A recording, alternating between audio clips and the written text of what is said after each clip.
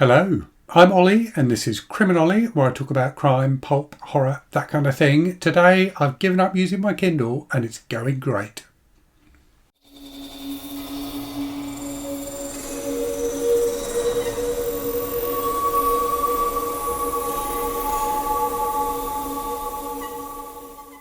So I've made a few videos about this over the last few months. I'll put up a card to the first one in case you haven't seen that, and I'll leave links to all of them in the description to this video. But basically, I've given up using my Kindles. I had a number of different Kindles. I've completely stopped using them, and I've found it to be a positive experience. So let me talk in this video about why I've done that and just give you an update on how things are going, where I've got to, what I've done so far, and how I'm feeling about it. The first thing to note though is when I say I've given up using Kindles, what I mean is I have given up using Kindles, the devices produced by Amazon, and also the Kindle apps that you can use on like your phone or your iPad and things like that that are produced by Amazon. What I haven't done is given up reading digitally. I love reading digital books. I find it a really convenient way to read. I've got a load of different e-ink e-readers and I really enjoy using all of them. So I definitely haven't given up reading ebooks. What I've done is given up using Kindles. So let's start just with a recap of why I've done that. And there were two reasons really. One was just a nagging sense that Amazon are just getting too big, too dominant, and are potentially harmful to publishing more broadly. Amazon is just everywhere, particularly here in the UK and certainly in the US, and I'm sure in other countries as well. They just feel like a really dominant player who abuse their power, who abuse their size in order to just take over and just to dominate as many markets as they can. And I'm a little bit uncomfortable with that. The second thing was, and again something I've grown increasingly uncomfortable with, is I feel like when I'm using a Kindle device, Amazon are far more interested in selling me more books than they are in making it enjoyable for me to read the book I'm reading at the moment. They load their devices up with basically adverts for other books, and I just find it gets in the way of my pleasure. It gets in the way of my enjoyment of just reading the book. So those are really the two main reasons why I decided to give up using my Kindles and using the Kindle apps and just take myself completely out of that Kindle ecosystem. So let me recap how I did that. So basically, A, I stopped using them. B, I downloaded all of the Kindle books I had and removed the DRM software from them. So that's something that's legal to do here in the UK. You may want to check, laws around the world will be different in different places. But I did it using an application called Calibre, a piece of software called Calibre, really easy to use. And I've now got in Calibre a digital library, all of my ebooks from all the different places I had them all in one place. And it's really easy for me to load them onto the other e-readers that I use. And the other benefit of it is you can change the metadata, you can change the information you've got on those books. You can add genres and things like that, so you can sort by genre. You can change the covers. You can manipulate them in a way that makes them feel more like things you actually own, which Kindle books never really did to me before. But also just makes them easier. It makes it easier for you to navigate your digital library. So I really recommend Calibre as a piece of software. I'll leave a link in the description to this video to where you can download it. It's really excellent. It's free. It's frequently updated. It's really very good. So I downloaded all of my books. I've now got all of those books on a variety of different e-readers that I use. And I'm very, very fortunate that companies sometimes send me e-readers in to review. So I have a bunch of different e-readers that I can read on with different screen sizes and things like that. And I really enjoy reading on all of them. The other thing I did was, though, I bought myself a Kobo Libra Colour. So Kobo announced a while ago, a few months ago, their new colour e-readers. I really like the look of the Libra Colour, which I've got here.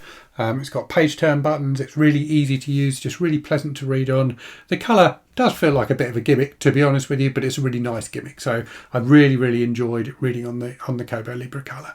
And I just find that the way Kobo have developed their software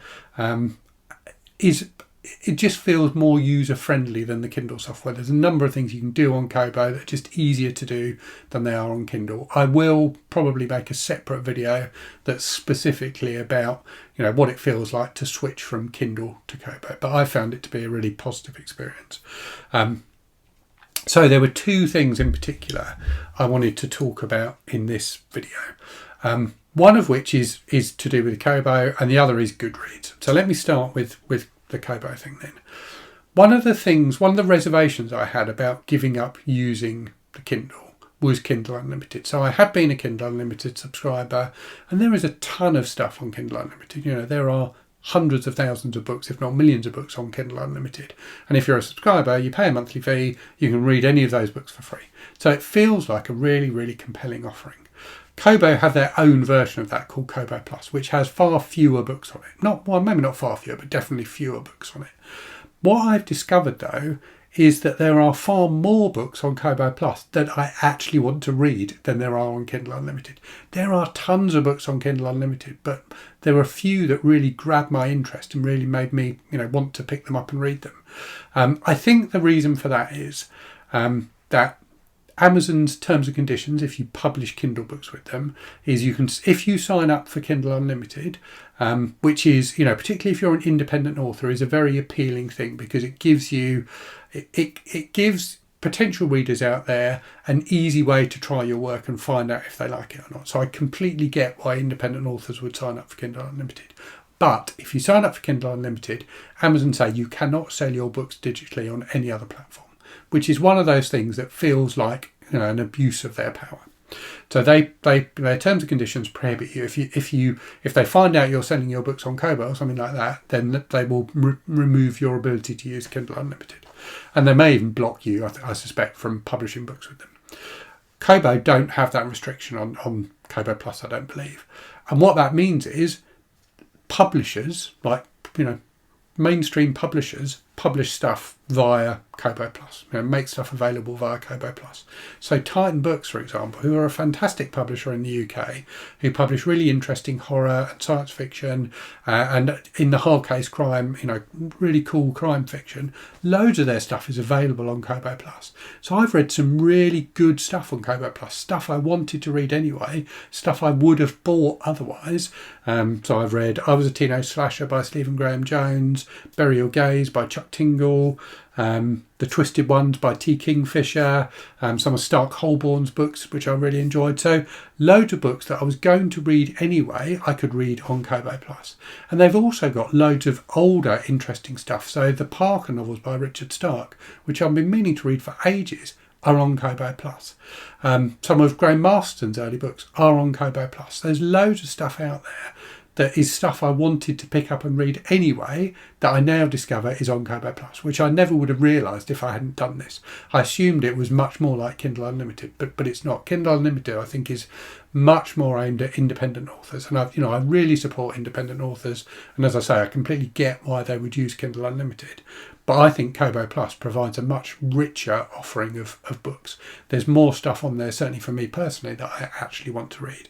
So that's been eye-opening for me, and I'm really enjoying using Kobo Plus, and definitely feel like I'm getting my money's worth out of my subscription, which I didn't always feel with Kindle Unlimited. The second thing then that I want to talk about is Goodreads. So Goodreads, if you don't know, is owned by Amazon. Amazon bought Goodreads a good few years ago now, and they've kind of integrated it with the Kindles, which is convenient. So if you're reading a Kindle book, you can automatically log it on Goodreads and things like that. But that feels like the only thing they have done with Goodreads since they bought it.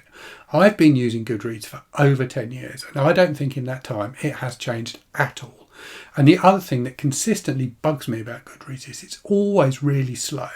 So Amazon is a huge cloud computing company. They own, I don't know how many cloud servers they own. They own a lot of cloud servers, and a lot of the internet runs on Amazon servers. They clearly give the crappiest servers to Goodreads because Goodreads is always painfully slow to do anything on. The interface feels like it was developed, 15 years ago, which it probably was. Hasn't changed since then. They haven't added any new features, I don't think, apart from Kindle integration. So all they are using Goodreads for is just another way to sell you books. It really doesn't feel like an enjoyable or compelling service for me to use anymore. Now, I'm probably going to continue using it, if I'm honest, because I have loads of connections with people on Goodreads, loads of people who watch my videos have friended me on Goodreads, and it's an easy way for people to keep up to date with with what I'm reading. So I probably will continue just to keep it updated in terms of what I'm reading. But the service I've started using alongside it is the Storygraph, which I think is much better. So this is a website and app developed by a really small team. I think there's only about 3 people in the team, but it's fantastic. It's the design is much better than Goodreads, and it also gives you a ton of information and stats about your reading.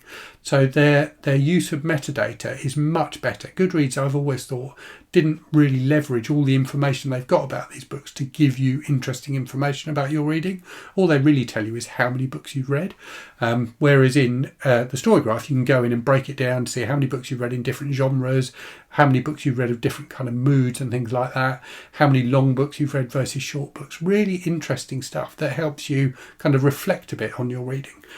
So yeah, I think the Storygraph is far better. I'll leave a link in the description to my Storygraph profile, and you can friend me there if you are already on Storygraph. But I do recommend checking it out.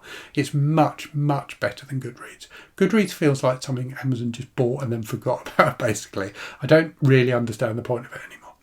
So yes, just a quick update on how I'm getting on with giving up my Kindle. And as I said at the start, it's going great. I haven't missed using my Kindles at all. There are so many other interesting e-readers out there that give you different features that Kindles just don't have and allow you to control your library in a way that Kindles don't as well.